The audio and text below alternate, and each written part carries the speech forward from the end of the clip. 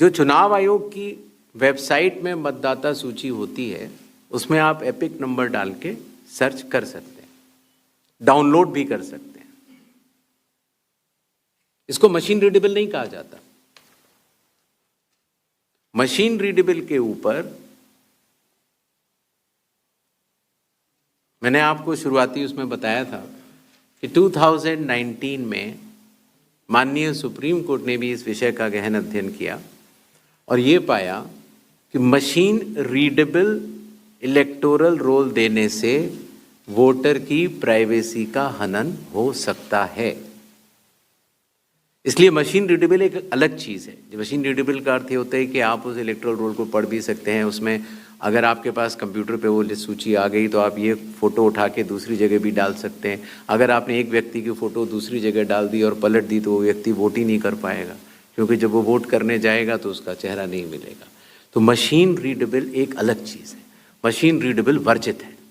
तो उसको आप, ये चुनाव आयोग का अकेला फैसला नहीं है, ये चुनाव आयोग का फैसला माननीय सुप्रीम कोर्ट के जजमेंट के बाद है और 2019 से है। तो मशीन रीडेबल अलग चीज़ हो गई और एक लिस्ट को सर्च करना वो एक अलग विषय हो गया। जब आप एक लिस्ट को सर्च करते हैं तो उसमें एक सवाल यह आया था कि डुप्लीकेट एपिक की समस्या चुनाव आयोग ने जब पहले सॉल्व कर ली तो इस तरह के डुप्लीकेट एपिक दोबारा कैसे आए। डुप्लीकेट एपिक दो तरीके से हो सकते हैं। एक कि एक व्यक्ति जो वेस्ट बंगाल में है, जो व्यक्ति अलग है, उसका एक एपिक नंबर है, और एक व्यक्ति जो हरियाणा में है उसका एपिक नंबर भी वही है। अर्थात एपिक नंबर 1 व्यक्ति 2। जब ये सवाल उठा लगभग मार्च 2025, जब हम लोगों ने उसके ऊपर चर्चा की और उसको हम लोगों ने पूरे देश भर में सुलझाया, लगभग ऐसे 3 लाख लोग मिले जिनकी एपिक संख्या 1 थी,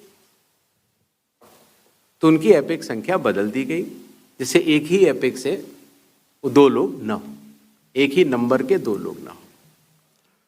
दूसरी तरह की डुप्लीकेसी ऐसे आती है जब एक ही व्यक्ति का एक से ज्यादा जगह मतदाता सूची में नाम हो और उसका एपिक नंबर अलग हो, अर्थात व्यक्ति 1 एपिक अनेक। पहली वाली स्थिति ये थी एपिक 1 व्यक्ति अनेक।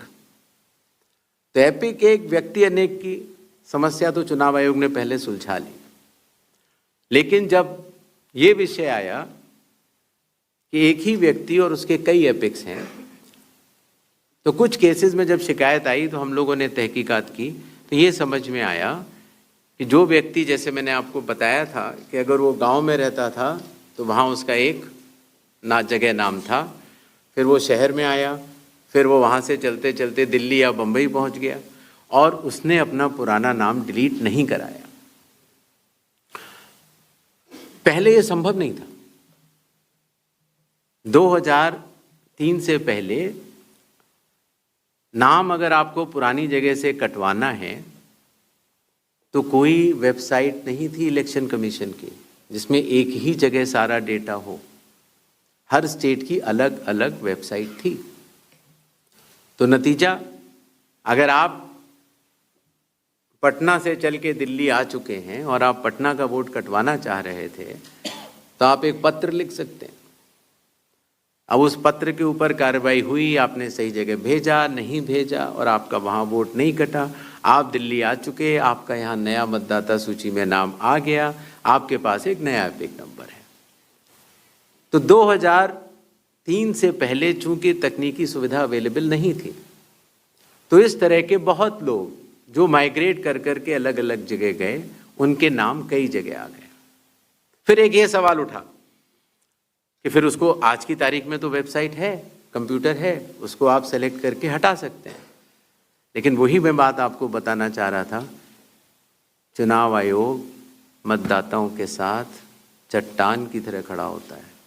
अगर किसी के कहने से मैं आपका वोट काट दूं, या किसी के कहने से मैं ये मानूं कि पीयूष जी के नाम के, अगर आपको अंदाज़ा न हो तो अगर पीयूष जी के नाम को अगर आप 100 करोड़ में सर्च करेंगे तो आपको हजारों लोग मिलेंगे।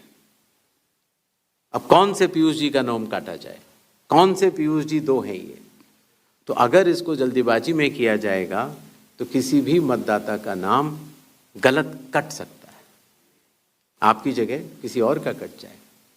इसलिए शायद पिछले 20 सालों में टेक्नोलॉजी तो थी, लेकिन टेक्नोलॉजी का उपयोग करके किसी का मतदान में मतदाता सूची से नाम काटा जाए, ये गलत होगा। और इसीलिए चुनाव आयोग ने ऐसा नहीं किया। और इसकी या तो व्यक्ति खुद कर सकता है तो कोई आपत्ति नहीं है, और या फिर स्पेशल इंटेंसिव रिवीजन के जरिए जब ये एनुमरेशन फॉर्म बनेगा तो पीयूष पांडे जी के पास ही फॉर्म पहुंचेगा। अगर उनके पास दूसरा फॉर्म पहुंच जाएगा तो एक ही पे दस्तखत करेंगे और डुप्लीकेट वोट की समस्या का निदान हो जाएगा।